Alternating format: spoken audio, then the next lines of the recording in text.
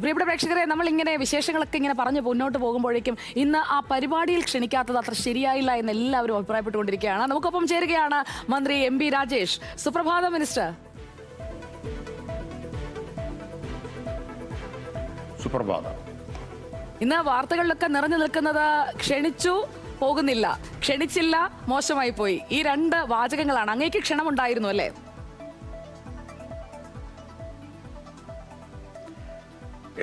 എനിക്ക് ക്ഷണമുണ്ടായിരുന്നു എന്ന് ഇന്നലെ രാവിലെയാണ് അറിയുന്നത്. അവസാന നിമിഷം അറിഞ്ഞാൽ ധാരാളം പരിപാടികൾ ഇന്ന് പ്രത്യേകിച്ച് മണ്ഡലത്തിൽ പരിപാടികൾ നിശ്ചയിച്ചിരിക്കുകയാണ്. അതുകൊണ്ട് അത് മുഴുവൻ അവസാനം ഒറ്റയടിക്ക് ഒഴിവാക്കി പോവുക പ്രയാസമാണ് എന്നത് ഞാൻ ഇന്നലെ തന്നെ തീരുമാനക്കാര്യത്തിലെടുത്തിരുന്നു. മാത്രമല്ല, കഴിഞ്ഞ മാസം പ്രധാനമന്ത്രി തിരുവനന്തപുരത്ത് വന്നപ്പോൾ ഞാൻ ആ പരിപാടിയിൽ ഉണ്ടായിരുന്നു. അതുകൊണ്ട് തന്നെ സർക്കാർ എന്നെ അതിന് സർക്കാരിൻ്റെ പ്രതിനിധിയായിട്ടും തീരുമാനിച്ചിരുന്നു. പക്ഷെ അന്ന് ദുരനുഭവമാണ് ഉണ്ടായത്. എൻ്റെ കയ്യിൽ പ്രധാനമന്ത്രിയുടെ ഓഫീസ് അനുവദിച്ച പ്രത്യേകമായ പാസ് ഉണ്ടായിട്ടും പ്രധാനമന്ത്രിയുടെ സുരക്ഷാ ഉദ്യോഗസ്ഥർ എന്നോട് ആധാർ കാർഡ് വേണം എന്നാവശ്യപ്പെട്ടു. അത് കാണിക്കാൻ സൗകര്യപ്പെടില്ല എന്നും ആധാർ കാർഡ് കാണിച്ച് പ്രധാനമന്ത്രിയുടെ പരിപാടിയിൽ അതിഥിയായി ക്ഷണിക്കപ്പെട്ട ഞാൻ പങ്കെടുക്കാൻ ഉദ്ദേശിക്കുന്നില്ല എന്നും വ്യക്തമാക്കി. തുടർന്ന് സ്റ്റേറ്റ് പ്രോട്ടോകോൾ ഉദ്യോഗസ്ഥരും SPGയുമായിട്ട് രൂക്ഷമായിട്ടുള്ള വാക്തർക്കമുണ്ടായി. ഞാൻ പരിപാടി ബഹിഷ്കരിക്കുകയാണ് എന്നും പറഞ്ഞ് തിരിഞ്ഞു നടന്നു. കാറിൽ കയറുന്നതിൻ്റെ തൊട്ട് മുമ്പായി അവർ പുറകെ വരികയും പരിപാടി പങ്കെടുക്കണമെന്ന് അഭ്യർത്ഥിക്കുകയും ചെയ്തു. ആധാർ കാർഡ് കാണിക്കാതെ തന്നെ കയറി. ആദ്യം അവർ വളരെ നിർബന്ധപൂർവ്വം പറഞ്ഞു, ഈ പാസ് ഉണ്ടായാലും ആധാർ കാർഡ് ഉണ്ടെങ്കിലേ പരിപാടിയിൽ പങ്കെടുക്കാൻ അനുവദിക്കൂ. ഞാൻ വേദിയിൽ ഇരിപ്പിടം തരുന്നത് പ്രധാനമന്ത്രിയുടെ ഓഫീസ് പരിശോധിച്ച ശേഷമാണല്ലോ. അതിലാണ് പിന്നീട് ഇത്തരമൊരു ദുരനുഭവം ഉണ്ടായത്. അന്ന് തന്നെ ഞാൻ പറഞ്ഞു, എനിക്ക് യാതൊരു നിർബന്ധവുമില്ല നിങ്ങളുടെ പരിപാടി പങ്കെടുക്കണം എന്നുള്ളത് എന്നും പറഞ്ഞ് ഞാൻ തിരിച്ചു നടന്നതാണ്. അപ്പോൾ അത്തരമൊരു അനുഭവം ഉണ്ടായ പശ്ചാത്തലത്തിൽ ഇനി അതിനൊന്നും വേണ്ടി സമയം കളയാൻ ഞാൻ ഉദ്ദേശിക്കുന്നില്ല. അതുകൊണ്ട് ഇന്നലെ തന്നെ തീരുമാനിച്ചിരുന്നു പങ്കെടുക്കുന്നില്ല എന്നത്. മിനിസ്റ്റർ, നമുക്കൊപ്പം തുടരുകയാണ്. മിനിസ്റ്റർ, ഇവിടെ മന്ത്രി PA മുഹമ്മദ് റിയാസിനെ ചടങ്ങിൽ നിന്ന് ഒഴിവാക്കുകയാണ് ചെയ്തത്. വിളിക്കേണ്ടയാളാണ് എന്നതിൽ ആർക്കെങ്കിലും സംശയമുണ്ടോ?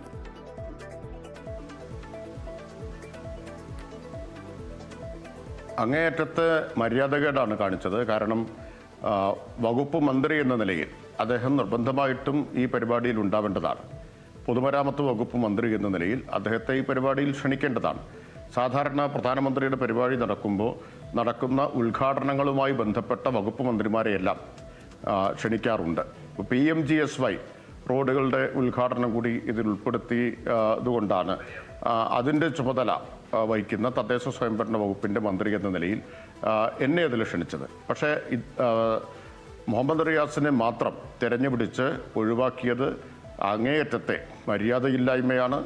അത് നേരത്തെ ഇവിടെ പറഞ്ഞതുപോലെ സർക്കാരിനോട് മാത്രമുള്ള മര്യാദക്കേടല്ല.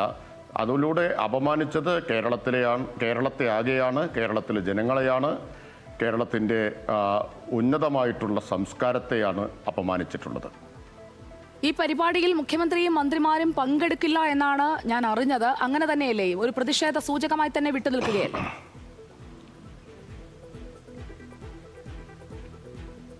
തീർച്ചയായിട്ടും. ഇത്തരമൊരു ഇൻസൾട്ടിന് നിന്നു കൊടുക്കേണ്ട കാര്യമില്ലല്ലോ കേരളത്തെ സംബന്ധിച്ച്.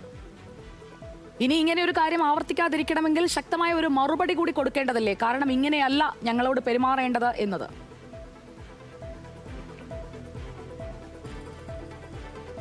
ആ മറുപടി ജനങ്ങൾ കൊടുക്കും. ആത്യന്തികമായിട്ട് മറുപടി കൊടുക്കേണ്ടത് ജനങ്ങളാണല്ലോ. കാരണം ഇത് വ്യക്തിപരമായിട്ട് ആരെങ്കിലും അപമാനിക്കുക എന്നുള്ളതല്ല. ഇത് സംസ്ഥാനത്തെ ജനങ്ങളെ ആകെ അപമാനിച്ചതാണ്. അതിനുള്ള മറുപടി ജനങ്ങൾ കൊടുക്കട്ടെ.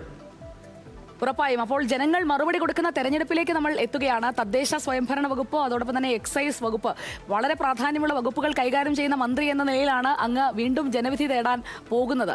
മണ്ഡലത്തിൽ കൊണ്ടുവന്ന വികസന പ്രവർത്തനങ്ങൾ ആത്മവിശ്വാസം കൂട്ടുന്നില്ലേ?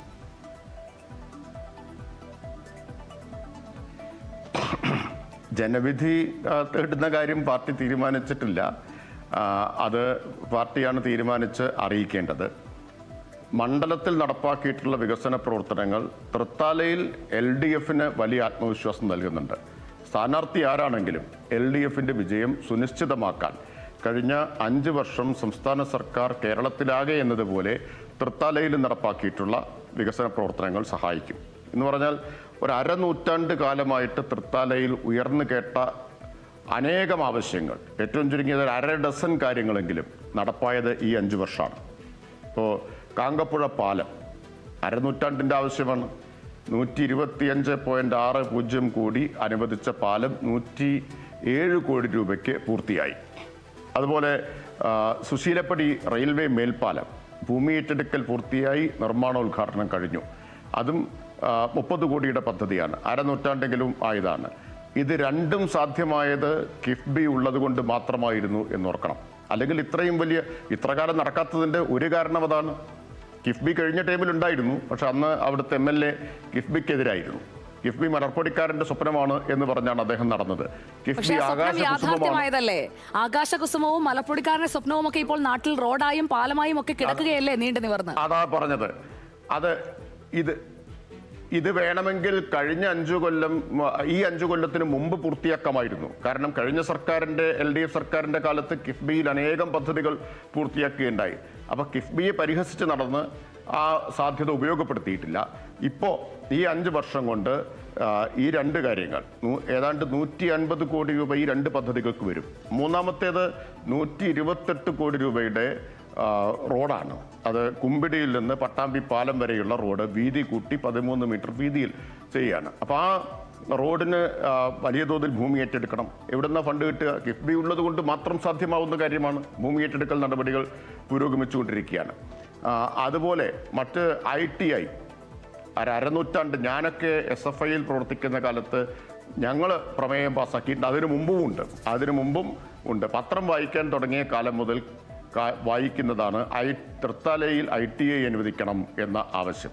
ഇപ്പോഴാണ്, കഴിഞ്ഞ വർഷമാണ് ഈ ഗവൺമെൻറ്റാണ് യാഥാർത്ഥ്യമാക്കിയത്. ഇങ്ങനെ ഒരു അരനൂറ്റാണ്ടിൻ്റെ പഴക്കമുള്ള 1/2 ഡസൻ ആവശ്യങ്ങളെങ്കിലും ഈ 5 കൊല്ലം കൊണ്ട് യാഥാർത്ഥ്യമാക്കാൻ കഴിഞ്ഞിട്ടുണ്ട്. അതുപോലെ തന്നെ തീരദേശ റോഡിന്റെ കാര്യവും നമ്മൾ എടുത്തു പറയണം. നൽകിയിട്ടുള്ള പരിഗണന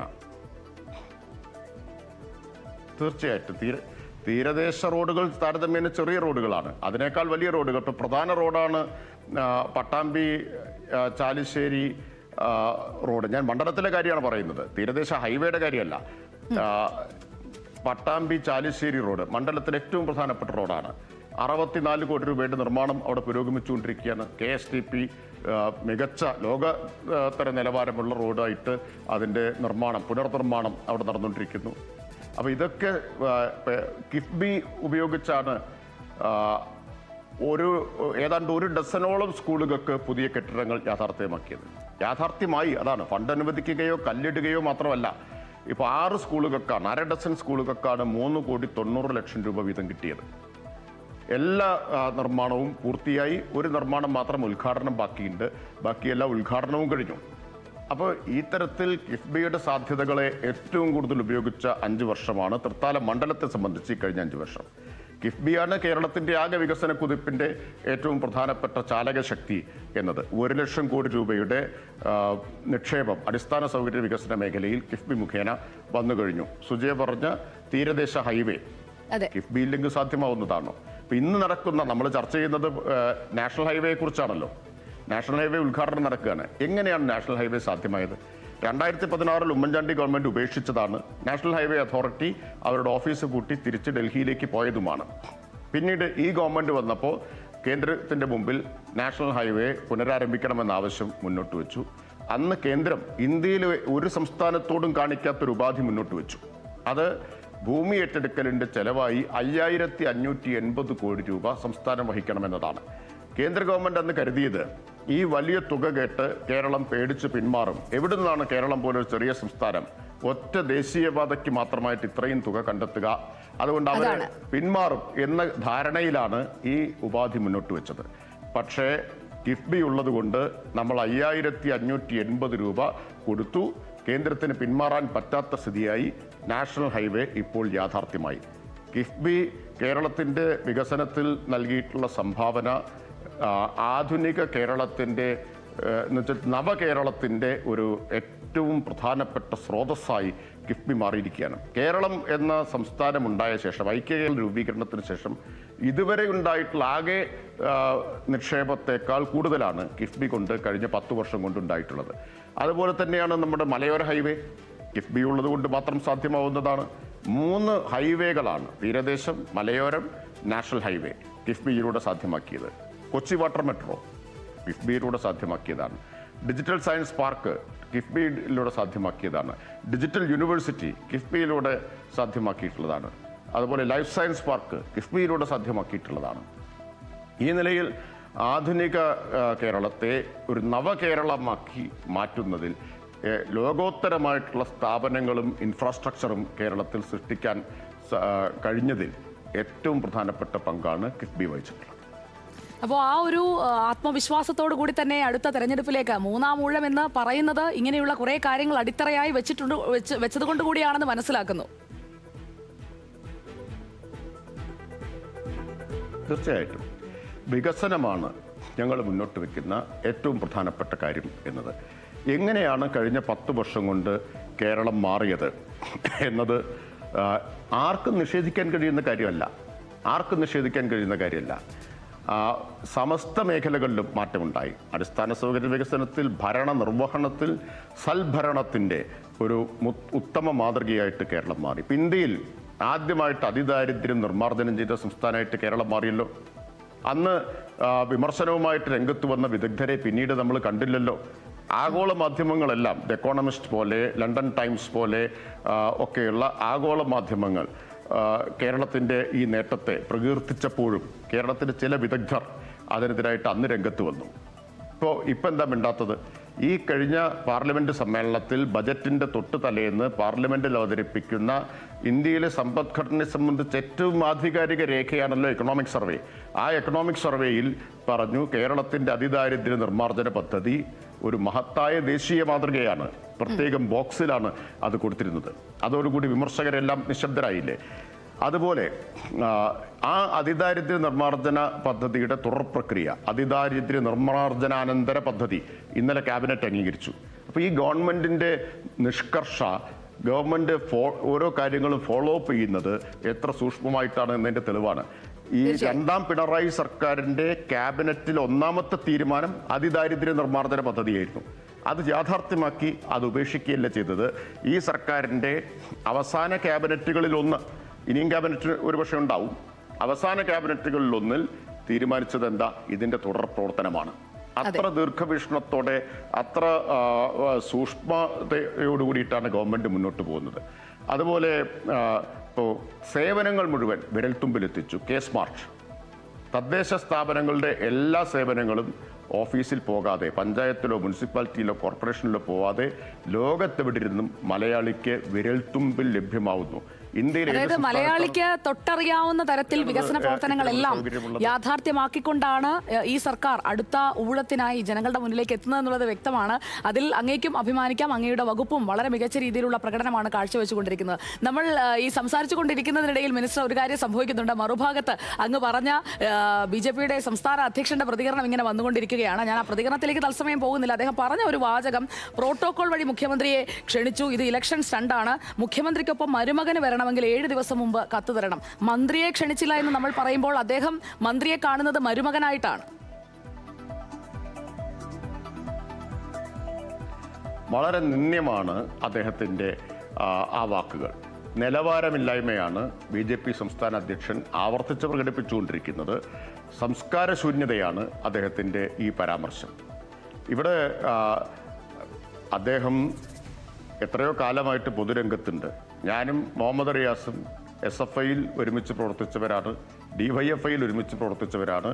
ഞാൻ അഖിലേന്ത്യാ പ്രസിഡന്റായിരുന്നു, തുടർന്ന് അഖിലേന്ത്യാ പ്രസിഡന്റായ ആളാണ് മുഹമ്മദ് റിയാസ്. അപ്പോൾ അങ്ങനെ ഒരു ദീർഘകാലത്ത് പൊതുപ്രവർത്തന പാരമ്പര്യമുള്ള, അതിലൂടെ MLAയും മന്ത്രിയുമായ ഒരാളെ ഇങ്ങനെ ചുരുക്കുന്നത് അദ്ദേഹത്തിൻ്റെ കുടില ബുദ്ധിയാണ് കാണിക്കുന്നത്. അപ്പോൾ അതുകൊണ്ടൊന്നും ചെയ്ത മര്യാദകേടാവുന്നില്ല.